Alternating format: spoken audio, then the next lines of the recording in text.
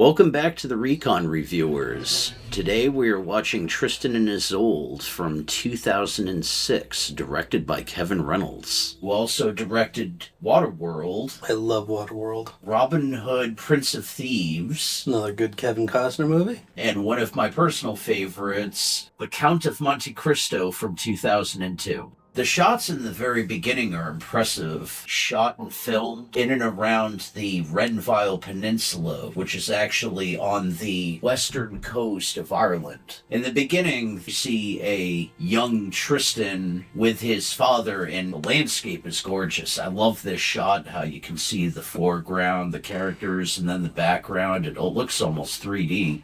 That's a very nice effect. That is the papyrus font that was huge around this time. Avatar may be the biggest movie that used that font. Kevin Reynolds really does a fantastic job taking us to very exquisite locations, very grounded, very real. Everything looks beautiful where it needs to be, dirty where it needs to be. The Angles have arrived, my lord, as well as the Celts, our fellow Jutes, and the Saxons. Oh, the Jutes and the Saxons. The Saxons were the people that came over from Germany and settled Britain, and the Jutes were the people that came over from Jutland, which was basically Denmark. The young Tristan is played by Thomas Brody Sangster. He was seen in the Maze Runner trilogy. Oh, yes.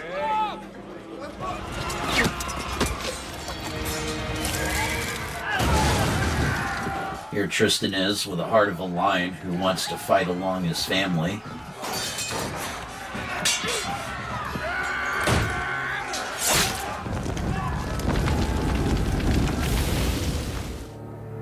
Oh, down to Cornwall.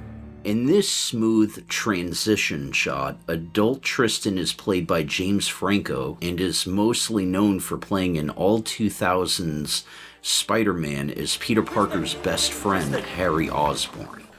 And his friend Milo is played by none other than Henry Cavill, also known as Geralt of Rivia in The Witcher, and Clark Kent from Man of Steel. What? Another one of Henry Cavill's movies was The Count of Monte Cristo, as said before by Kevin Reynolds. I was hoping. What would please you? That was the same man who killed Tristan's father. A wife. Here we see Isolde along with her handmaiden caretaker, Branya. Sophia Myles, who plays Isolde, had her first role as Erica in 2003 in Underworld and Freya in 2008 Outlander. Am I just a chattel to be traded at your pleasure? You have a duty to your king. You know, we're more alike than you might guess. I, too, dabble in elixirs. Here he goes into detail about what makes his sword so much more lethal. He poisons it. Rendered safe by thistle and bark. Tristan's fighting the guy that killed his father. Got slashed by the poisoned sword. And then took the poisoned sword and killed him.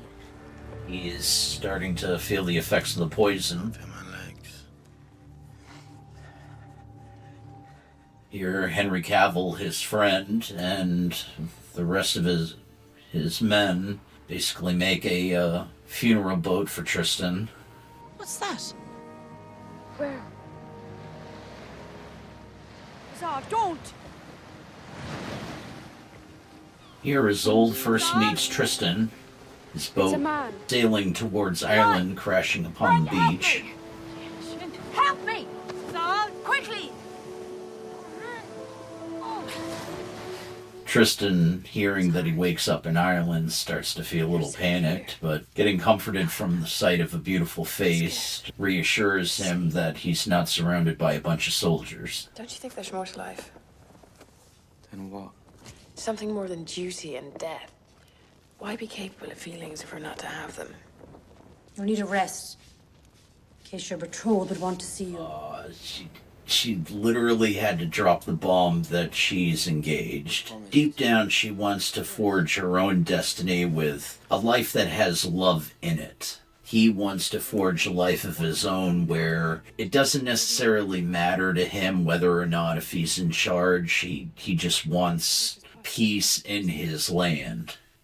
In a big way, they just want their own lives.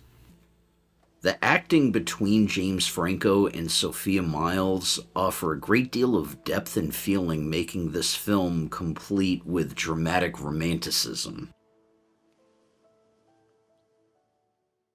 So, in summary, Tristan and Isolde is a very solid movie with characters that you really strongly care about. You care about where they've been. You see them from the very beginning, from when they're kids, all the way to the very end when they're adults. You get to know their motivations. You get to know what drives them.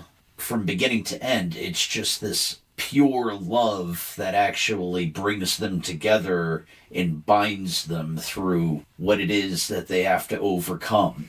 Granted, not necessarily everything they did was the right decision, but what they did was necessarily for the greater good. The story definitely plays like a Shakespearean tragedy. It does look like it's actually based on Celtic legend. There have actually been dozens, if not just several more different variations of Tristan and Isolde. This is Kevin Reynolds' version of what that is. I felt that the actors in here, the whole cast really brought something to the table. Every single actor in here really clocked into work. They delivered a performance that really defined their own characters. They made you feel something for each person that was in this movie, even though that they were just side characters. Some of them were just pure in heart, some of them were just backstabbing. Even visually, it was grounded and artistic. I really enjoyed the location. There's so many beautiful parts of the movie that were filmed in Western Ireland, and it always helps a film when you've got a beautiful backdrop like that. It felt very authentic. Honestly, for the runtime, it didn't slow down. In fact, if anything, I just wanted more of it. I just wanted the movie to just keep on going. But for the length of the runtime that it ran at, I felt it was just very appropriate. The story does unfold not necessarily completely the way you want it to. I'm curious about the other versions of this. It did appear that there were quite a few different versions of this story told through time since like the 12th century. The cards are stacked for these characters. It does not play out as a typical romantic movie. There are serious elements to this at play and consequences. How everything plays out for everyone in the end. I mean, the end does justify the means. So it appears that parts of this film were also filmed in the Czech Republic, Czechia. This has been the Recon Reviewers. Thank you for joining us for Tristan and Isolde. Catch us on the next one.